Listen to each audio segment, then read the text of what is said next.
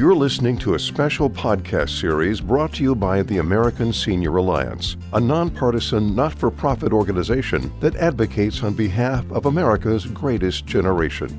The Alliance strives to be a trusted source of unbiased information for seniors and policymakers. This special podcast series focuses on ways we can protect seniors from abuse. Now, your host, American Senior Alliance Executive Director, Conwell Hooper. Good day, everyone. My name is Conwell Hooper, the Executive Director of the American Senior Alliance, and I'll be hosting the show today. We're continuing our podcast on protecting America's seniors. Ladies and gentlemen, crimes against the elderly population has absolutely exploded. The Senate Committee on Aging reported $2.9 billion stolen from seniors through financial exploitation. Bloomberg reported that criminals steal $37 billion a year from America's elderly. Recently on our podcast, we've discussed investment fraud with the Alabama Securities Commissioner Joe Borg, Medicare and coronavirus scams with Louisiana Attorney General Jeff Landry, the grandparent scam with the Winter Park, Florida Police Chief Michael Deal. You can access those podcast shows on our website at AmericanSeniorAlliance.com to learn more and how to protect yourself. Today, we're fortunate to be able to discuss one of the fastest growing scams that has swept aggressively across America, the Social Security scam. We're joined by the Social Security Administration's Kylle McKinney to help us understand more about this scam and how to protect ourselves. Hello, Kylle. Good morning, Conwell. How are you doing today? Fantastic. Thrilled you're with us today. Tell us about the Social Security scam. What is it? Yes, sir. The Social Security scam is basically when individuals, either through telephone or email, are pretending to be government employees. They may threaten individuals or may demand immediate payments to avoid arrest or other legal actions. But I just want to let the audience know, don't be fooled. These are actual scams. Kylle, we've received calls from our podcast listeners, advocates, and partners indicating they've received sometimes up to 5 or 6 of these calls a day. The Social Security and FTC have received thousands of complaints. Sometimes they're live calls, sometimes they're robocalls to try to steal your money. We saw where a Houston, Texas reporter, Tiffany Craig of KHOU, reported that the Social Security scam increased 410%, according to the Better Business Bureau. The FTC reported victims lost $19 million to Social Security scams, becoming the top scam, overtaking the IRS scam. Why is this scam growing so fast?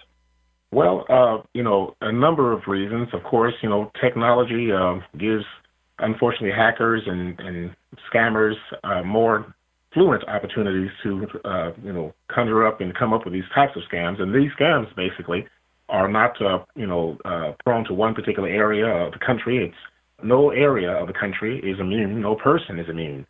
Interestingly enough, even I, a Social Security employee, have been, the recipient of getting these same calls as well. But basically, it's a matter of people who are taking advantage of a growing population, who are the baby boomers, who are now becoming of age of receiving benefits, and the elderly. And it's an unfortunate situation, but it's the times that we're living in. But basically, it's becoming more prevalent. But the thing is, it's important that individuals be aware, that these are happening, to be alert and active and take proactive measures when they occur. Absolutely. That is vital to be proactive, Kylle. Obviously, you're receiving calls, I'm receiving calls, so our seniors are receiving thousands of calls across America. We heard Michelle Anderson's testimony in the U.S. Senate Committee on Aging, where she testified that she lost $150,000 from the Social Security scam. She was informed on the call that her Social Security number had been compromised, and her number was being used by a drug cartel, and they were watching her every move. they told her to protect her money that she needed to wire her savings to an offshore account. Kylle, the Social Security Administration Commissioner Andrew Saul is doing an outstanding job with his public service announcements, informing the public about this scam. How can we help the government crack down on it?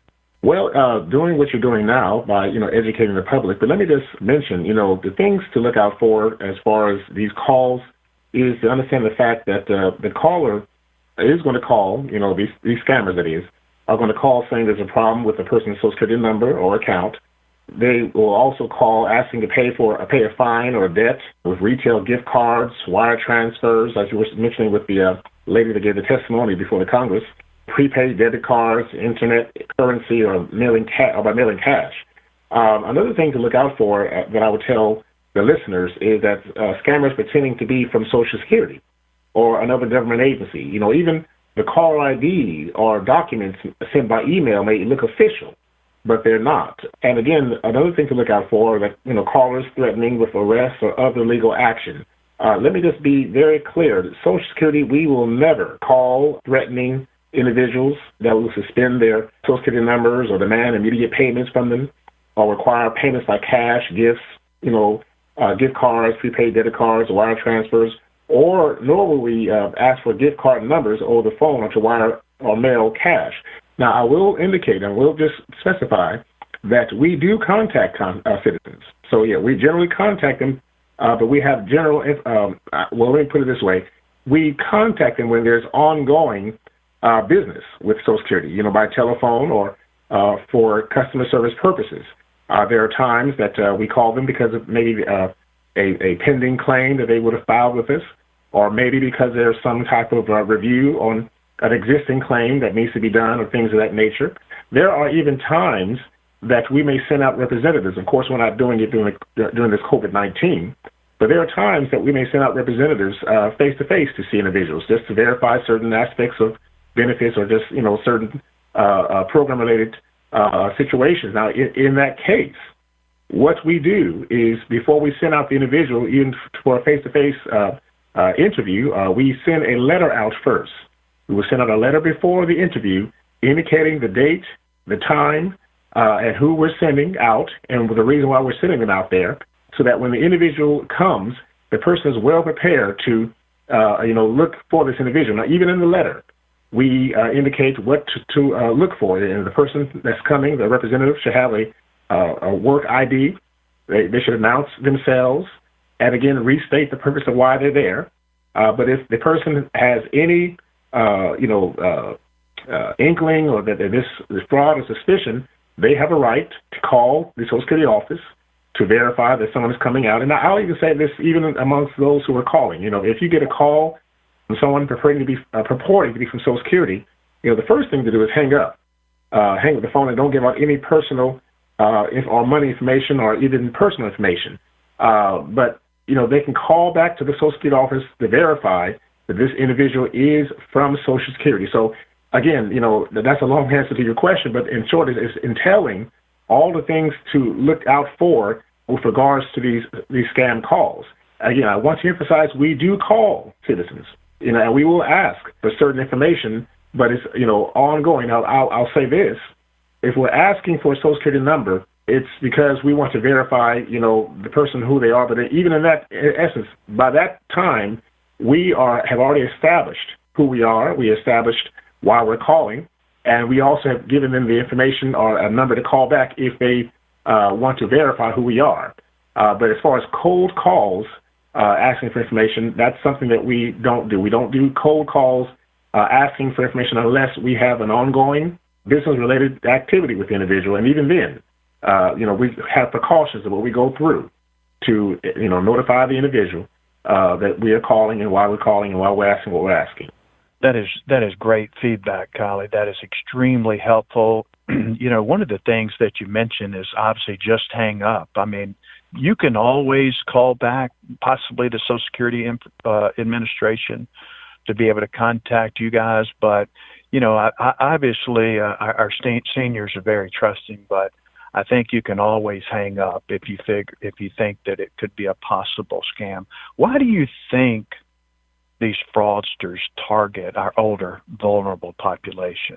Well, it's because of what you just mentioned. They're trustworthy. It's the generation that they come from, where they were trustworthy. They would help anyone they could help, and then also this population is the elderly population. They may not have as much contact with maybe family or friends that may have passed on, or may not be as close in proximity, and they're needing some kind of connection. I hate to say in some cases, and there may be some bouts of individuals who are lonely, and so they're more vulnerable to receive a call, and unfortunately these fraudsters, they pick up on that. They call wanting to be friendly and ask. They may even start off asking about anything from Social Security. They may ask about other things that gets the person I guess to be trustworthy of them, to the point that they then go in to commit fraud or scams at a later time. But I mean, there's many reasons, but that would be amongst the few that I would mention is the vulnerability, trustworthiness, maybe loneliness of some. But then again, it's not just seniors. It's all age groups that is untrustworthy. That are being targeted because of the untrustworthy practices of these scammers. Yeah, many of our seniors grew up, Kylle, where they didn't even have to lock their own door, so they're very, very trusting. And obviously many of them this day and time, especially right now with the coronavirus, many of them are isolated, living alone. And heck, they'll take these phone calls, and they're going to listen to these fraudsters. So that really concerns us in a big way. These scam artists are so good at what they do. They're doing their homework. And sometimes they know a whole lot about their victim that they're calling, their potential victim that they're calling. They're great at establishing, like you said, a connection on the call to develop the victim's trust. One thing that you mentioned earlier, the caller ID. This call sometimes coming in is spoofed. Can you tell the audience today what spoofing is? Yes, spoofing is basically when a fraudster or a scammer has actually gotten the number of an official agency or business and has and uses that number on their caller ID when they're calling in. So of course, if Social Security's official number is on the caller ID, obviously people are going to say, well, this is from Social Security, and this is not just a national number. This could be a local number of local offices. But in either case, I still, advocate the first line of defense is if you don't feel comfortable, or if you think that you may be, a red flag comes up from what they're asking, again, from, threatening or threatening you, suspending your Social Security number, or saying, your number's been compromised in a situation, or requiring cash payments. The first line of defense is hang up the phone. Hang up the phone. And of course, the second line is then to report the scam as well. So hang up the phone. Don't return any unknown phone calls. In other words, don't even, if a number pops up and they're saying it from Social Security, you can look up on our website the official number to the local office or to our national toll-free number. Our website is socialsecurity.gov.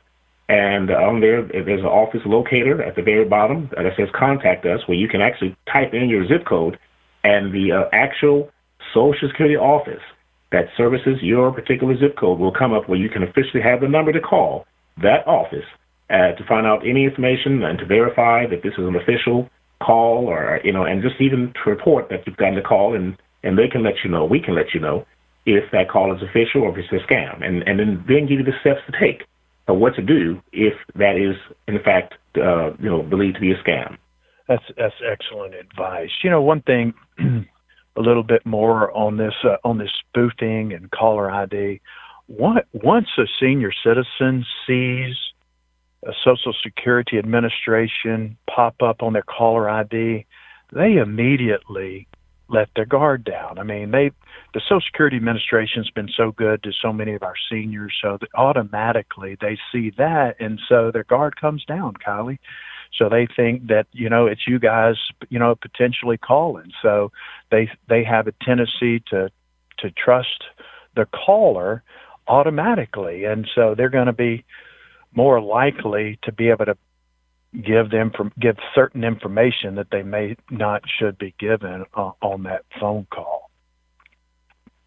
Kylie, these fraudsters are so clever, and you touched on this a moment ago. Does the Social Security Administration ever threaten citizens or promise extra benefits for personal information? No, we do not. The Social Security Administration, again, will never, threaten individuals, or we don't promise information promise benefits rather for certain information. Again, we don't threaten to suspend the person's Social Security number or require payments by cash, gift cards, prepaid debit cards, or wire transfers. We don't even ask for gift card numbers over the phone or to wire or mail cash. Those are things that we do not do. One thing that Social Security Administration stands on, emphatically, is our privacy. In the 1974 Privacy Act, we've taken great precautions to make sure that we're talking to the right individual, even if it's a person that wants to call on behalf of someone else to us. Unless we have the individual's, the beneficiary's permission, we don't give out that information without the person's permission. That's how much we adhere to the Privacy Act, and we have zero tolerance for fraud. Fraud, when it's brought to our attention and given over to our Office of Inspector General, which I'll talk about in a minute, that is, at that point is carried over for prosecution. And there have been many that have been prosecuted for fraud and have been, are serving jail sentences and have had to pay civil, restitution because of, these types of situations. That's fantastic. I love that zero tolerance policy. I think you guys are doing a heck of a job trying to prevent these tactics and fight fraud. How do seniors, how can they know right off? Are there any red flags that they can look for in a call, an email, or a potential text regarding this potential Social Security scam? Well, yes, the things to look out for, are, again, that if the caller says there's a problem with a person's Social Security number or account, or, if they are pretending that they're from Social Security or another government agency, to look at that caller ID or documents sent by email that looks official, but they're not, those types of things,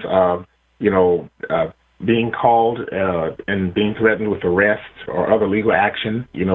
Our agency, we don't do those types of practices. Any call that asks, for them to pay a fine or debt, with those aspects we talked about earlier, debit cards, retail cards, gift payment cards, prepaid debit cards rather, or internet currency. So these are the red flags that a person needs to know that, we don't, again, the main thing, we don't call threatening arrest or threatening, actions against a person's livelihood. Those things are not done by Social Security. And if I can bring this up, I guess, kind of at this point, if a person suspects that they have been a victim of fraud or they're receiving a suspicious call, not only hang up, but also they report the details of the call to the Office of Inspector General. They can go to our website, either website, which is oig.ssa.gov. That's O as in office, I as in inspector, G as in general, .ssa.gov to report online, or they can call the General Fraud Hotline at 1-800-269-0271. Again, that's 1-800-269-0271 to commit the fraud. And the things about it, when they submit the allegation, they need to include some things so that we can have enough information to pursue. Of course, we need to have the name, address, telephone number, date of birth, social security numbers of individuals if they have that information. Now, with regards to this being on phone call scams, I would advocate also that a person, when they get these caller IDs, to write down the number, because when they're making a report or doing a report, submitting a report to the Office of Inspector General, having that telephone number will be very helpful, so that we can at least track and see where these numbers are coming from. I would also advocate that they have a description of the fraud, location where it took place, where it took place, how it was committed by phone, email, letter, or even in person. If the fraudster is known, give us that information. Who else may have knowledge of the potential violation. And what the OIG will do, they'll carefully review the allegation and take appropriate action. They cannot provide information regarding the actions taken on the reported allegation, but they will take appropriate action, and law enforcement will be involved. Other agencies will be involved to make sure that these individuals are not just tracked down, but in most cases, and in some cases, they've been indicted. There's some cases around the country where some of these scammers have been indicted for committing these frauds. So, when a person submits a report, excuse me, there is action that's taken. And, the more information we have from the individual that submits the report, the better chances are to actually track down and indict and arrest and, have them serve their sentences. That's great info, Kylle. Great info. I was going to ask you about, how to report it and all. You can certainly always report a scam on our website, AmericanSeniorAlliance.com. But in this case, if you receive a Social Security potential scam call or email, it is great to report it by calling 1-800-269-0271 or online at oig.ssa.gov.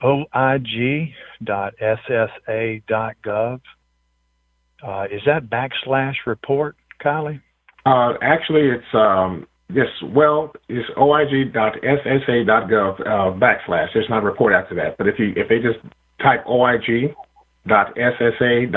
it will lead them to the actual site where they can submit the report online. And while I'm thinking about that, let me just also say, because there's a sense many a times when this happens, or when a person is a victim at any age, but in particular seniors, a sense of embarrassment. And I would just indicate that don't be embarrassed to report, that you've been a victim. It can happen to anybody. But don't be embarrassed and to share the information, the personal information, or to even suffer a financial loss. Not to be embarrassed to share this. And OIG needs to know those kind of things so that they can go ahead and make sure that you don't become a victim again. They can also ask someone they trust for advice before making any large purchases or financial decisions. These are ways to be active to protect themselves, their family, and their friends, of course. And then they can learn more about other aspects of protecting against fraud by, again, visiting OIG's website or by calling that toll-free number at 800-269-0271. But I just wanted to emphasize to the listeners, because there's a sense of embarrassment. Well, how could I have fallen for this, or am I the only one this happened to? Well, the answer is no. But not to be embarrassed to not say anything. Speak up, share the information, because what you're sharing may not just be helpful for you, but for your neighbor, your family member, or someone else in your same community that may be targeted as well. You're so on point there, Kylle. I've got a good friend who was scammed out of a lot of money, and she was extremely embarrassed by it. She felt shame. She thought that she should have known better, but it happens to everybody.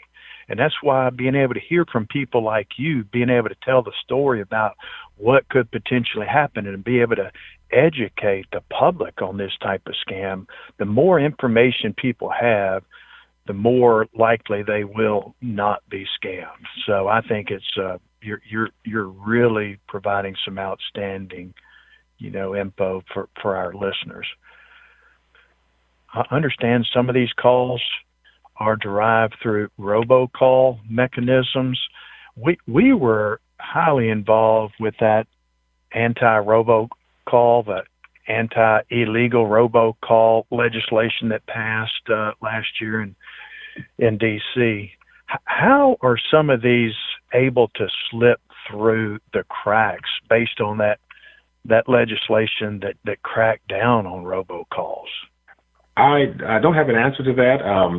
There's so many ways that these hackers or scammers can find. When one force is put up or one wall is put up, there's ways to get around, or they'll work overtime to get around those walls. I really don't have an answer to that question as far as how they slip through, but I can say that at large, scammers are always finding new and improved ways to get around types of walls, virus walls, or anything else.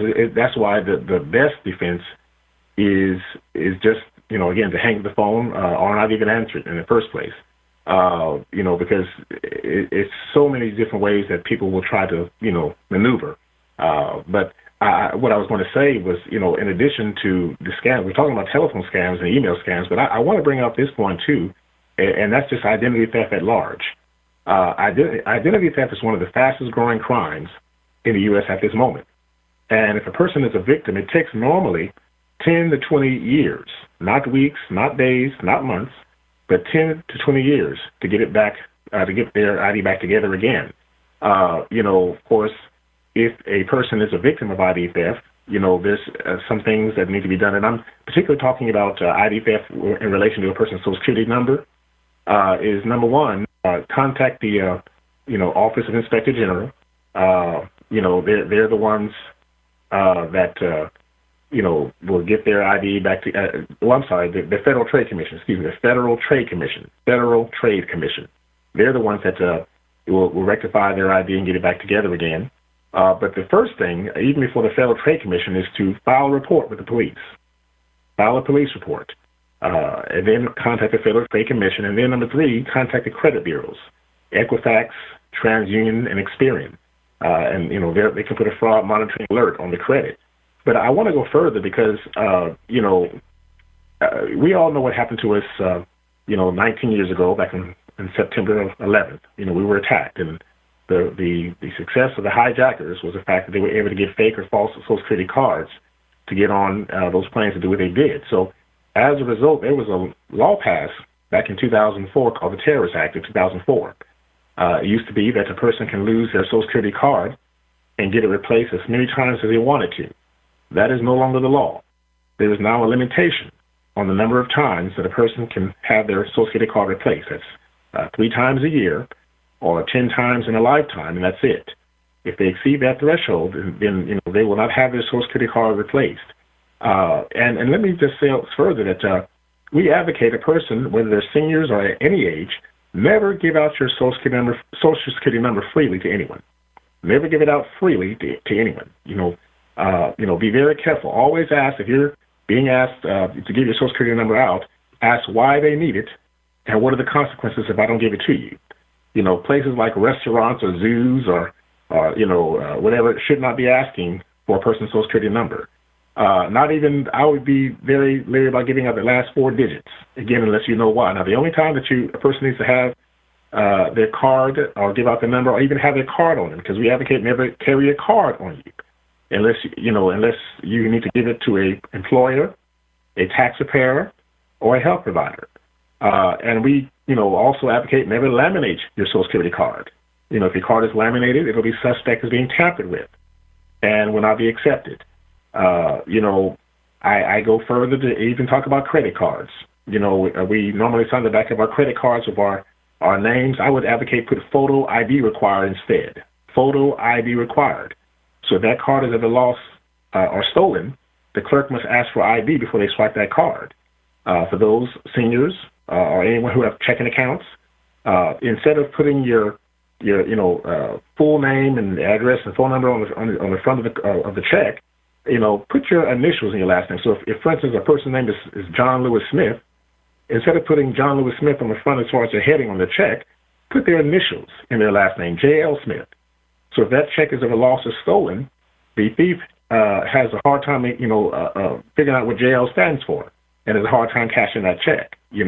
If they can invest in a shredder, do that because there are dumpster thieves out there that will go through trash, getting a person's Social Security number or information that they can as well. And one more thing, if I can say this, even when a person calls, and unless they're from Social Security, period, be very careful. Not only don't give out your Social Security number, but if a person gives out their name, their date of birth, and their place of birth, then the fraudster can basically get any information they can, not just Social Security, but anything, because that's all you basically need to get the information that you need to get to seal someone's identity. So even as we're talking about Social Security scams, I wanted to throw in the identity theft aspect because that's also highly a high crime that's happening to many all over the nation, but in particular with seniors, with their Social Security cards and so forth. But we advocate, never carry the card on you.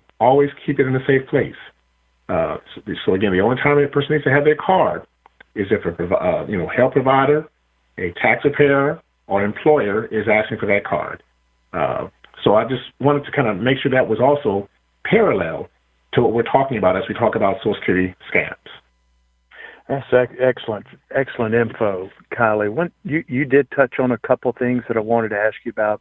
By the way, identity theft, we try to let our listeners know all the time to protect that financial info. It's vital to keep close tabs on all of your personal information and not give it out.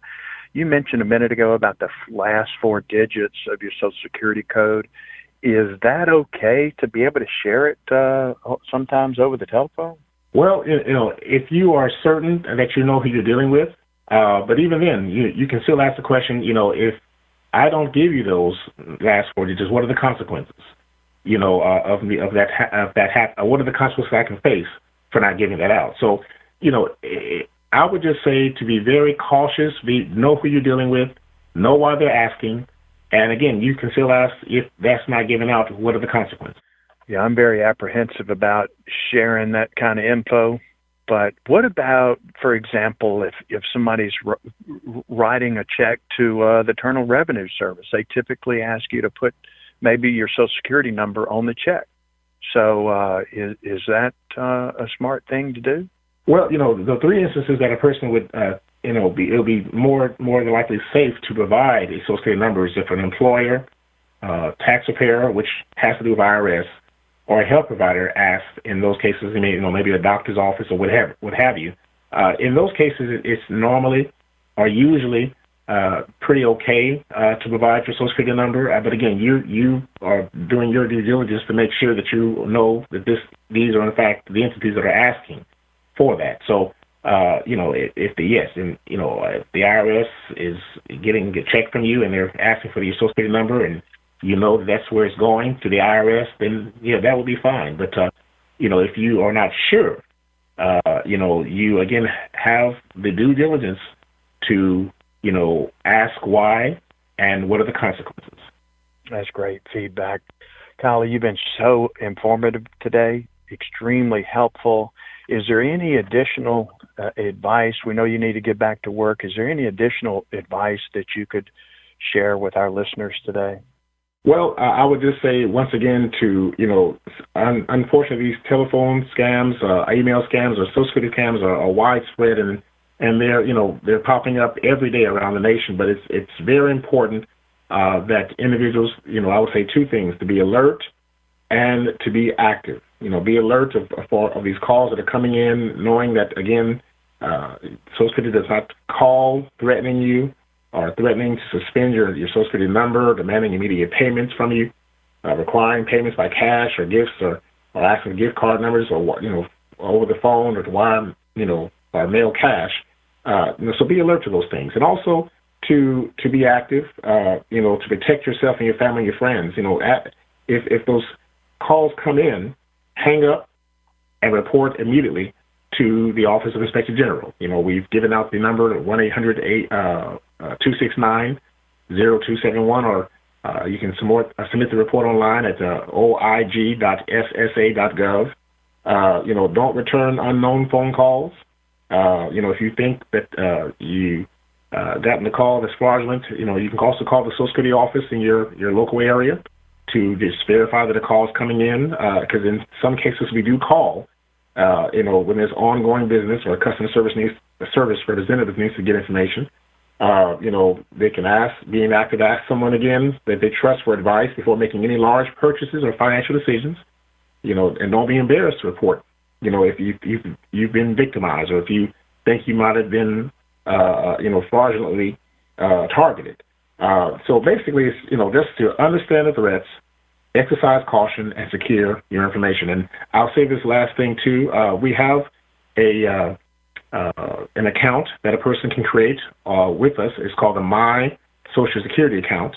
And they can go to our websites, www.ssa.gov/my-account.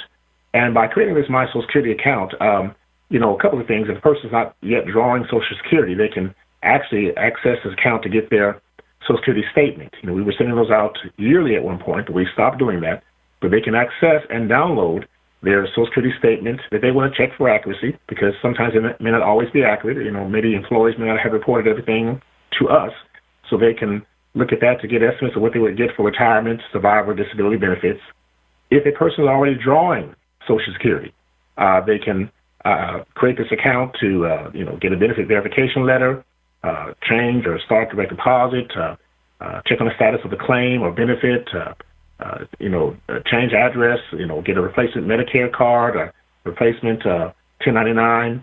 And, even though we're talking about seniors, anyone at any age, age 18 or above, can create this account. They must have just a valid email address, Social Security number, and, also meet that age criteria.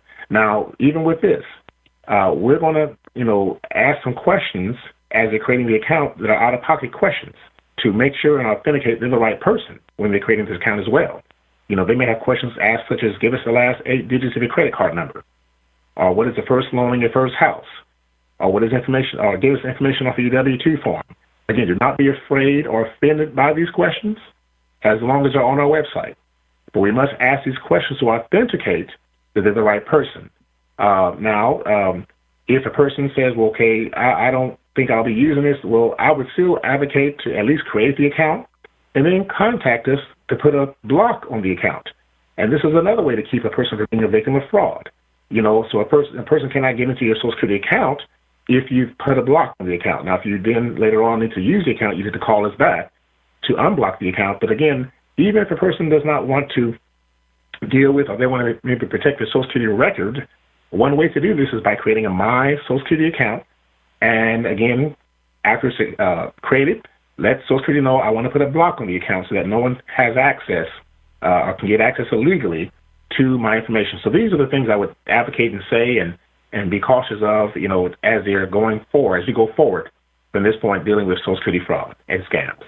Kylle, thank you for the wonderful things Social Security Administration does for our seniors. We're so grateful today for your time and your great feedback to help protect our seniors. These fraudsters are clever. They will go to untold means to be able to trick you. They seem to create a sense of urgency to try to get you to give personal information and pass along your Social Security number. They threaten arrest, jail time. Just don't give in to the bad guys. Remember, ladies and gentlemen, if you get a call that you think is a scam, just hang up. Don't let your guard down. The con artists are always looking for creative ways to scam you. Inform your friends about this Social Security scam. Stay safe, everyone. Kylle, thanks again for the wonderful advice that you shared with us today. Thank you, and thank you for having me.